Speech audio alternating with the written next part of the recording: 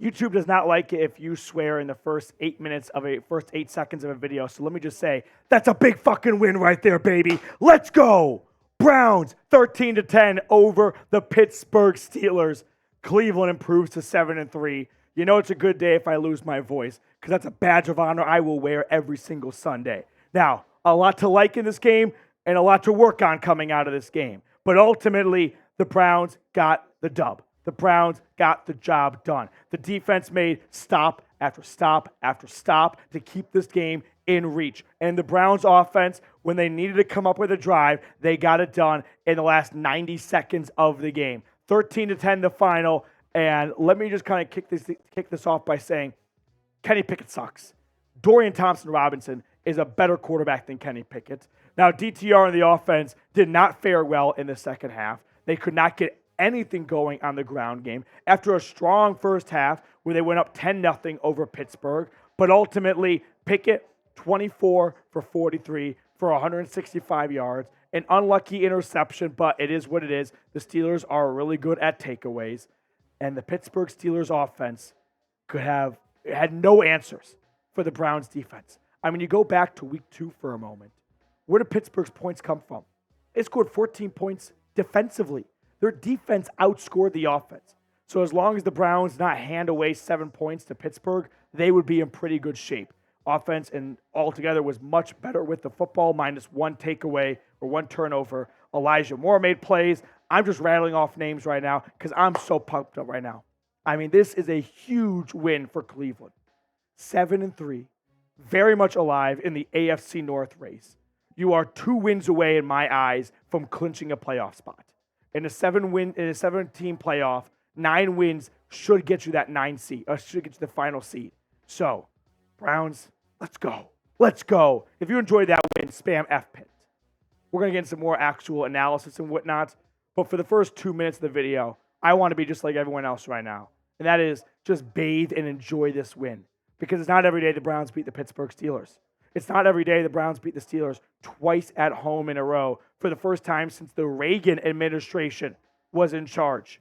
So Kenny Pickett and the Steelers finally get exposed for the frauds that they are. And the Browns defense and Dustin Hopkins deserves all of their roses. Because when you look at Pittsburgh's offense against Cleveland, 249 yards. Let's round that up to 250. Let's round Jalen Warren's touchdown run up to 75. 75 yards of their 250-ish total yards came from one play.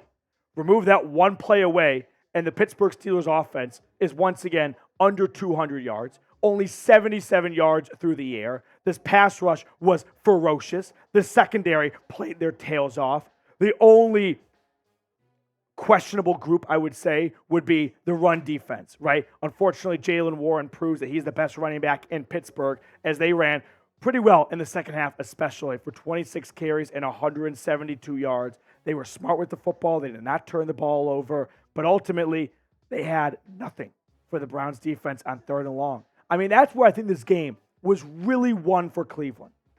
The Browns forced Pittsburgh to 3rd and 9, 3rd and 10, 3rd and 11. Time after time after time. And the Steelers just could not pick up first downs. And they started to get into a little bit of a rhythm, pick up a first down or two. The Browns defense put the clamps on as they got towards the red zone. They only gave up one touchdown, which again was on one big play. And it's just eerily similar to the week 2 game where they gave up one big touchdown to George Pickens. This time it's a run. And that's the only thing the Steelers offense put together all game long. Now Cleveland's offense definitely has a lot to work on. For starters, the ground game had a really nice start, but outside of Kareem Hunt's hurdle in the second half, nothing to show for it. I mean, just negative yards, rush after rush, and the Browns, who took over twice in the second half on Pittsburgh's half of the 50, went backwards and punted it away. You can play with fire for 1 week doing that, but you can't sustain that every single Sunday. So definitely plenty to work on offensively for Cleveland. Playing 4 quarters, the Steelers made adjustments. The Browns were not ready. Kevin Stefanski, as always, comes out with a really good script and a really good start to the game. But credit to Pittsburgh's defense, they responded, and the Browns offense hit a wall up until one final Dorian Thompson drive to get Dustin Hopkins in range. Now, today's show is sponsored by Prize Picks. Thanks to Prize Picks, I've had some of the most fun watching football and winning up to 25 times my money this season. All you do is just select 2 or more players, pick more or less on their projected stats, and place your entry. So for this week, here's who I'm rolling with on Sunday Night Football if you want to hop aboard. Russell Wilson, more than his passing yards. TJ Hawkinson and Courtland Sutton combining for more than half a touchdown. I like that one a lot. Javonte Williams, more than 18.5 receiving yards. Really low number for a guy who has 2 receiving touchdowns in his last few games. And Josh Dobbs, I'm fading our preseason Prince Dobbs, less than 219.5 passing yards. I feel like we could see the Dobbs hype train come to an end.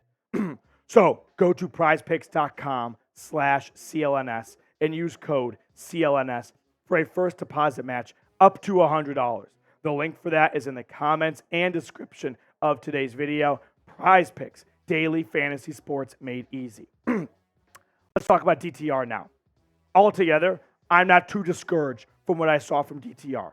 For starters, I don't think the Browns asked him to throw a pass more than 10 or 12 yards from the line of scrimmage. I guess the Elijah Moore reception, the 15-yarder at the end of the game, would have been the longest, but there were just no vertical passes, right? Kevin Stefanski wanted to keep DTR in check. He did not want him to start unloading deep balls and turning the ball over. That's going to pick up, right? That takes a little bit of time. You don't have your rookie quarterback come out in his first start or his second start, but first kind of start of this new second half of the year and just have him spray the ball all over the field. Expect that distance to go up for his yards per attempt. 1 interception, just unlucky-ish break. Good play by the Pittsburgh Steelers defense. That's not going to make me lose sleep at night. Kareem Hunt, 16-yard long, 12 carries, 36 yards. Hunt once again showing he's valuable in short yardage situation. I don't quite know who the best running back really is on this team. I think it really varies by circumstance. We saw a great start from Jerome Ford, but then he kind of cooled off in the second half of the game.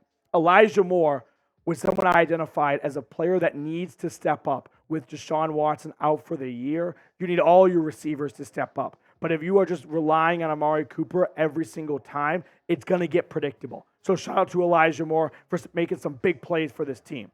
Ultimately, here's how all the receivers shaked out.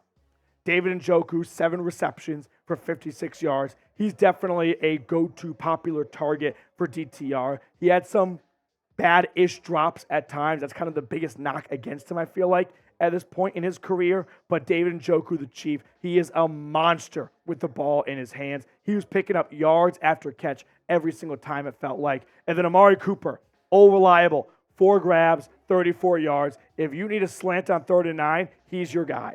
Now, I'm going to enjoy this segment a lot because I have been in on the Kenny Pickett sucks hype train since the day he was drafted, to be honest with you guys. 14 for 27. 93 yards. This Browns defense were all over him. Myles Garrett was picking up sack after sack. Should have been a safety to start the game, but whatever. Ultimately, this was a big pissing match, right? Between TJ Watt and the Steelers defense and Myles Garrett and the Browns defense. Both defenses had an opportunity under 2 minutes to make a stop to help their side win. Which side got it done? The Browns forced a 3-and-out. The Steelers, on the first play, give a 15-yard reception to Elijah Moore to get the Browns out to the 50. Kenny Pickett sucks. Not even a top 8 quarterback in the AFC North. Think about it for a second. You can make a good argument. Jaylen Warren, he is a problem. If there was one guy on Pittsburgh I think is a good player that I respect outside of, it's Jaylen Warren. 9 carries, 129 yards. Najee Harris should not be the starter anymore, but that's for a Steelers YouTube channel that has a lot of crying to do over the next couple of days. George Pickens, Allen Robinson, this entire receiving group. Deontay Johnson had 2 receptions for a couple of yards. But look at the leading receivers for Pittsburgh right now. Pickens, 3 grabs, 32 yards. This secondary, just lights out defense. Denzel Ward, Greg Newsome, Martin Emerson. When they're all healthy, and that, unfortunately, has not been the case consistently throughout the year as Ward gets an injury and then Newsome gets an injury. But when all 3 guys are on the field, they are a top 5 cornerback room. Really, look at the numbers. When these 3 guys are all playing together, start to finish, and that is a big when, but when they are start to finish together, it's lights out. It's a no-fly zone. There is nothing happening in the greater Cleveland area. Now, before we get on out of here, make sure to subscribe to the video. Make sure to subscribe to the channel. I'm fired up right now. I'm going a million miles a second. Let's go, baby. Let's go, Brownies. 13-10 the final.